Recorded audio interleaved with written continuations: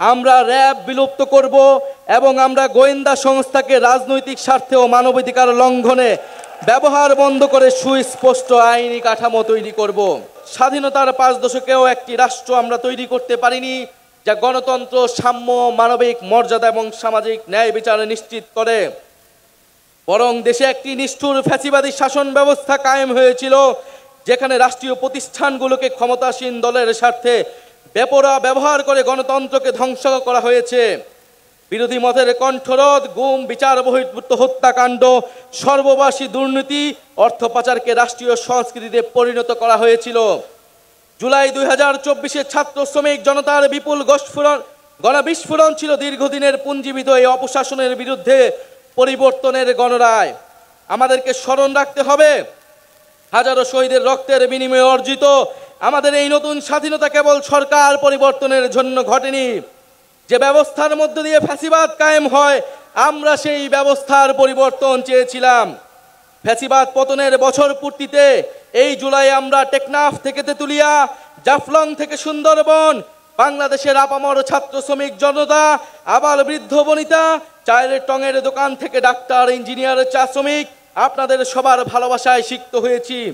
বাংলাদেশের প্রতিটি প্রান্তে আমাদের শহীদ পরিবার আর আহত ভাই বোনদের প্রত্যাশার কথা শুনেছি আপনাদের নিত্যদিনের সংগ্রাম, আকাঙ্ক্ষা ও স্বপ্নের কথা। আমাদের দলের জন্ম, এনসিপির জন্ম আপনাদের সকল শ্রম, আমাদের স্বপ্নের নতুন বাংলাদেশ গড়ার জন্য। আপনাদের অভিযোগ, অনুযোগ, প্রত্যাশা আমাদের ভাবনাকে করেছে গভীর, আমাদের লক্ষ্যকে করেছে সমৃদ্ধ। তাই ঠিক 1 বছর পরে আমরা শহীদ মিনারে আপনাদের সামনে দাঁড়িয়ে নতুন বাংলাদেশের, আমাদের সেকেন্ড রিপাবলিকের 24 দফা ইস্তেহার ঘোষণা করছি। আমাদের প্রথম দফাটি হলো নতুন সংবিধান ও সেকেন্ড রিপাবলিক। উপনিবেশ বিরোধী লড়াই, স্বাধীনতা সংগ্রাম ও জুলাই গণ অভ্যুত্থানে জনগণের সাম্য, মানবিক মর্যাদা ও সামাজিক সুবিচারের আকাঙ্ক্ষার ভিত্তিতে আমরা বহু ভাষা, সংস্কৃতি ও জাতির নতুন বাংলাদেশ তৈরি করব। পুরাতন ঝেড়ে ফেলে আমাদের রাষ্ট্রের নতুন যাত্রায় আমাদের প্রথম অঙ্গীকারী হচ্ছে গণপরিষদের মাধ্যমে একটা নতুন সংবিধান।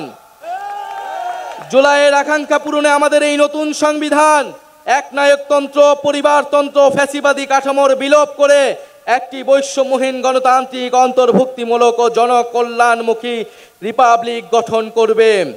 আমাদের এই নতুন রাষ্ট্র ব্যক্তির জীবন, জীবিকা, মর্যাদা, অধিকার সংরক্ষণ করবে।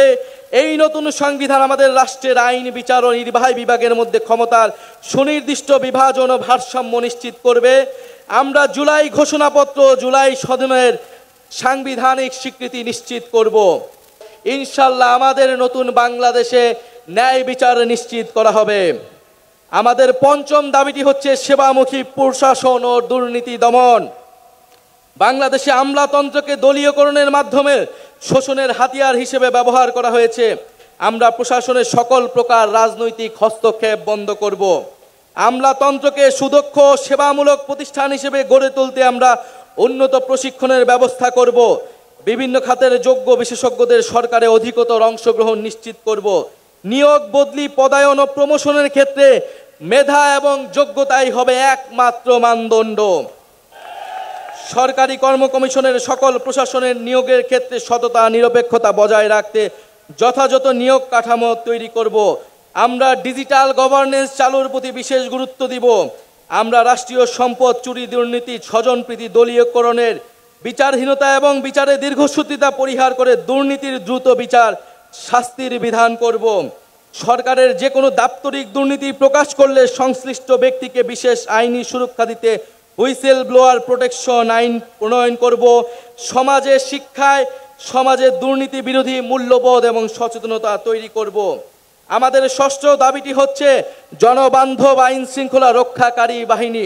আমরা এমন এক বাংলাদেশ গড়তে চাই যেখানে আইন শৃঙ্খলা রক্ষাকারী বাহিনী, পুলিশ আর সাধারণ মানুষকে ভয় দেখিয়ে ওয়ারেন্ট ছাড়া তুলে নিয়ে যেতে পারবে না।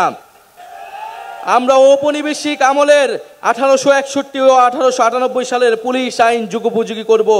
আমরা গড়ে তুলব এমন কাঠামো যেখানে পুলিশ হবে মানবাধিকারের রক্ষক, নাগরিকের সেবক। আমরা পুলিশ ও আইন শৃঙ্খলা বাহিনীর রাজনৈতিক অপব্যবহার বন্ধে ও তাদের বদলি পদায়নের স্বচ্ছ ব্যবস্থা চালু করতে একটি স্থায়ী পুলিশ কমিশন গঠন করব। যে কোনো গ্রেফতারের ক্ষেত্রে ওয়ারেন্ট বা সুস্পষ্ট কারণ উল্লেখ করতে হবে। গ্রেফতারকারীর উপর পুলিশের পদবি ও পরিচয় স্পষ্টভাবে জানানো হবে। আমরা চালু করব কমিউনিটি ভিত্তিক পুলিশিং এবং মানবাধিকার কেন্দ্রিক প্রশিক্ষণ। সহিংস অপরাধের প্রতি আমাদের থাকবে জিরো টলারেন্স। আমরা র্যাব বিলুপ্ত করব এবং আমরা গোয়েন্দা সংস্থাকে রাজনৈতিক স্বার্থে ও মানবাধিকার লঙ্ঘনে ব্যবহার বন্ধ করে সুস্পষ্ট আইনি কাঠামো তৈরি করব। আমাদের সপ্তম দাবিটি হচ্ছে গ্রাম পার্লামেন্ট ও স্থানীয় প্রশাসন, স্থানীয় সরকার। মানুষ গ্রাম ছেড়ে শহরে চলে এসেছে, এতে শহরগুলোর ওপর চাপ বাড়ছে এবং গ্রামীণ অর্থনীতি দুর্বল হচ্ছে। আমরা গ্রামের স্বকীয়তা অক্ষুণ্ণ রেখে শহরের সুবিধা গ্রামে পৌঁছে দিতে চাই। আমরা গ্রামে উৎপাদন ও বিনিয়োগের সুযোগ বাড়িয়ে স্বনির্ভর গ্রাম তৈরি করব। আমরা স্থানীয় পর্যায়ে শাসন ব্যবস্থায় জনগণের অংশগ্রহণ নিশ্চিতে গ্রাম পার্লামেন্ট গঠন করব এবং এই পার্লামেন্টের হাতে স্থানীয় সমস্যা সমাধান ও উন্নয়ন তদারকির দায়িত্ব অর্পণ করব। আমরা স্থানীয় সরকার কাঠামোকে শক্তিশালী করার মাধ্যমে ক্ষমতার বিকেন্দ্রীকরণ নিশ্চিত করব এবং স্থানীয় সরকারকে স্থানীয় উন্নয়নের কেন্দ্রবিন্দুতে পরিণত করব। আমরা সংসদ সদস্যের ক্ষমতার অপব্যবহার বন্ধ করে স্থানীয় নির্বাচিত জনপ্রতিনিধিকে ক্ষমতায়িত করব।